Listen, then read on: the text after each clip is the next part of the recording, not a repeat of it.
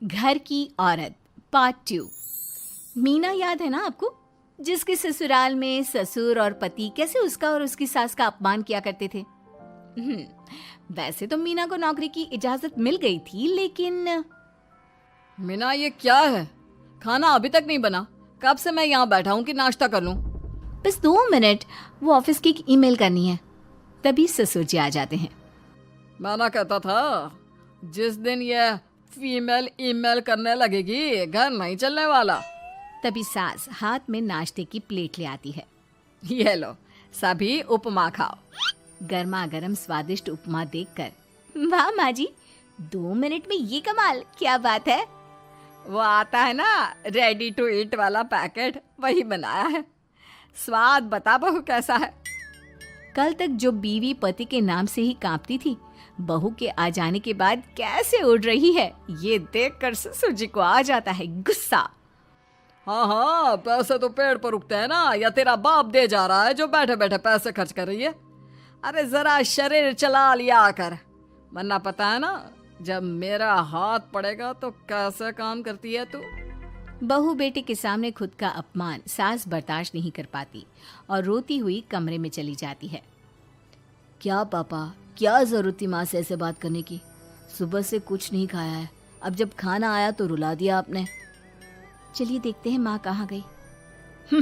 मेरी जूती भी ना जाए उस पागल औरत को देखने। अरे क्या गलत काम मैंने? बस यही ना कि भाई पैसे बचाओ। अरे कमाने बाहर निकले ना तब पता चले कि कैसे हड्डी गल जाती है। बात तो सही कह रहे हैं पिताजी, माँ को तो बस पैसे उड़ाना आता है। अरे पर माँ ने तो सबके लिए नाश्ता ही बनाया था ना, कौन सा खुद के लिए गहने खरीदे थे। खैर, बहू समझ जाती है कि सारा मामला कमाई का ही है, क्योंकि सास कुछ करती नहीं, कुछ कमाती नहीं, तो ससुर जी उन पर हावी रहते हैं। फिर क्या था, अब थी बारी बहू की। माँ जी, दरवाजा खोलिए, देखिए मैं उपमा लेकर आई हूँ, गर्मा गर्म खा लेते हैं। सास कमरा खोल देती है। सामने खड़ी होती है बहू, हाथ में उपमा की प्लेट लेकर। बहू सास की सूजी आंख देखकर समझ जाती है कि मामला गड़बड़ है।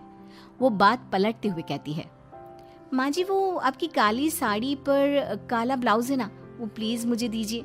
मुझे कल ना काली साड़ी पहनी, लेकिन कोई ब्लाउज ही नहीं है। सास बहू की बात में अपना गम भूल जाती है।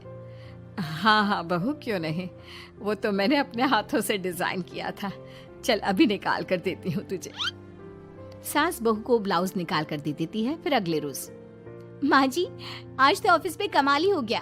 पता है क्या, सारी सहेलियों ने घेर लिया, पूछ रही थी ब्लाउज कहाँ से खरीदा। मैंने भी बोल दिया मेरी सास ने सिलाया, वो भी खुद डिजाइन करके। ये तो वही बात हो गई कि झोला छाप डॉक्टर की दवाई काम कर गई। अरे बहू, ये तो बस ऐसे ही बना दिया था। लेकिन माँ जी आपको पता है, ये देखिए 2 लोगों ने तो मुझे कपड़ा भी दे दिया और नाम भी, सेम टू सेम डिजाइन का ब्लाउज बना दो, और बदले में ये 2000 रुपए। हाथ में 2000 देखकर सास की तो आंखें फटी की फटी रह जाती है। अरे बहू, ये तो कमाल ही कर दिया। ये काम तो मैं कल तेरे ऑफिस जाने से पहले ही खत्म कर दूंगी। सच्ची माँ जी? कैसे, इतनी जल्दी? अरे बहू, वो बस नाप है ना, उसी के आकार का काट काट कर डिजाइन ही तो देना है। ये तो मेरे बाएं हाथ का खेल है। अगले रोज बहू ऑफिस जाती है और फिर शाम को 2 ब्लाउज ले आती है।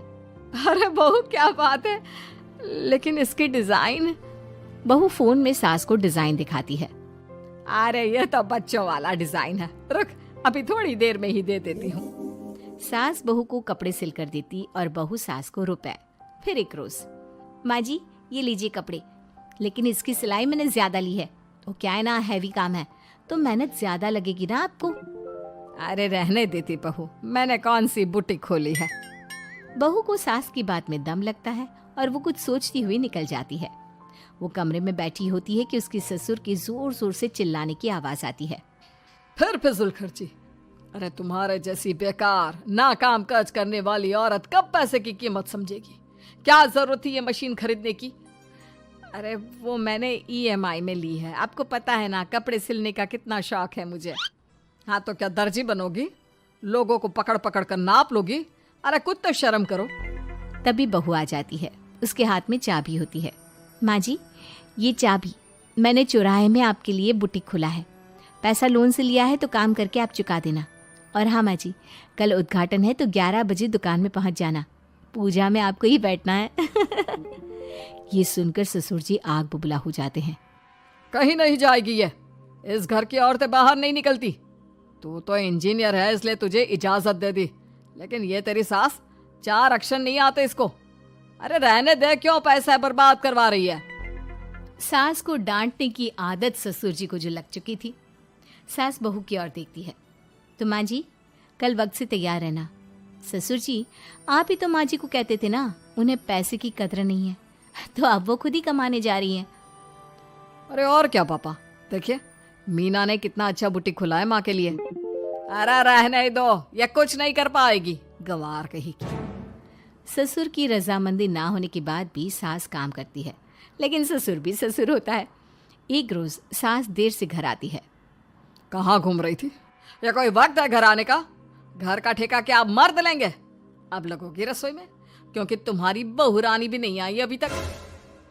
पापा आज बाहर से ही मंगवा लेते हैं। आज बहुत ज़्यादा काम था, किसी की शादी का पूरा कपड़ा सिलना था। कल उन लोगों की ट्रेन थी, खुद बैठकर काम करवा कर गए हैं। बहू ये पैसे हैं आज के गल्ले के, ज़रा संभाल ले। ससुर देख रहा होता है कि कैसे कल तक जिस औरत को वो बुरा भला कहकर डरा कर रखता था, वो आज उससे ज्यादा कमा रही है। देखते हैं कितना दिन कमाती है। ससुर अब रोज कोई ना कोई ऐसा काम करता जिससे सास का काम बंद हो जाए। फिर एक दिन, हे भगवान 10 बज गया, बुटीक खोलने का वक्त हो गया है, लेकिन ये मेरी साड़ी, इस पर ये क्या गिर गया? पता नहीं किसने क्या डाल दिया, अब क्या करूं? सास दोबारा अलमारी से दूसरी साड़ी निकालती है, फिर उसे प्रेस करती है और किसी तरह बुटीक पहुंचती है जहां पहले से ही कस्टमर खड़े होते हैं। अरे क्या हो गया? लगता है काम चल गया तो मैडम के भाव बढ़ गए।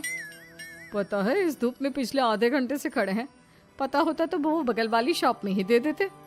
अरे अरे माफ़ करिएगा, वो क्या हुआ ना, तैयार होकर निकल ही रही थी कि साड़ी में सॉस गिर गया। दोबारा साड़ी चेंज की तो आप आई। ठीक है, लेकिन अब आ गई है तो ज़रा जल्दी से कपड़े दे दो, हमें जाना है। सास को कस्टमर की बात बुरी लगती है, लेकिन क्या करती, वो जल्दी से सभी को सारा सामान देकर विदा करती है। सारा दिन काम करती है। वो निकल ही रही थी कि एक कस्टमर आती है। जी वो मेरी साड़ी है ना शादी की, उसका लहंगा बनवाना है। हाँ हाँ क्यों नहीं, बनवा लो। शादी की साड़ी के साथ इमोशंस जुड़े होते हैं। बिल्कुल सही बोला आपने, परसों मेरी शादी की सालगिरह है तो ज़रा बना देना। अरे नहीं, इतनी जल्दी कहाँ तैयार होता है शादी का लहंगा, कम से कम 4 दिन तो। देखिए आप 2 दिनों में जितना कमाती है ना, वो मैं आपको 1 दिन में दे दूंगी। बस मेरी ये शादी की साड़ी का लहंगा बना दीजिए। सास को भी अब पैसे की लालच आ जाती है। वो सोचती है कि वैसे भी कोई अर्जेंट काम नहीं है तो वो मैनेज कर लेगी। अब ठीक है, नाप दे दीजिए। औरत नाप देकर वहां से चली जाती है। सास सोचती है कि घर जाकर रात में काम करेगी। ये सोचकर वो उस औरत की शादी की साड़ी घर ले आती है। वाह, अब काम घर पर भी ले आ रही हो। हाँ, लेकिन घबराइए नहीं, घर के काम में कोई असर नहीं होगा। सास घर का काम करती है, बहू के साथ खाना बनाती है, खिलाती है और फिर क्या बात है सासू माँ, बड़ी जल्दी जल्दी काम कर रही हैं आज। सास बहू को सारी बात बताती है। क्यों माँ जी, इतनी भी क्या मेहनत करना? अरे बात सिर्फ पैसे की नहीं है, बल्कि उस बेचारी औरत की इमोशंस की भी थी। ये उसकी शादी की साड़ी है ना। ससुर पास खड़ा सब सुन रहा था। अब देखो, बहुत काम करने का शौक है ना, कैसे भरे बाजार तुम्हारी दुकान खुद तुम बंद करोगी। जब सास पूरी रात काम करके सुबह लेटती है, मौका देखकर ससुर कैंची से साड़ी को काट देता है। अगली सुबह, चलो कल आधा लहंगा सिला था, आज पूरा करके शाम को ही उसे उसका लहंगा सौंप दूंगी। लेकिन ये क्या, सास जैसे ही लहंगा उठाती है, लहंगा तो फटा होता है। वहीं ससुर छुपकर सास को देख रहा था। हाय रे, ये किसने किया? ससुर छुपकर हंस रहा था।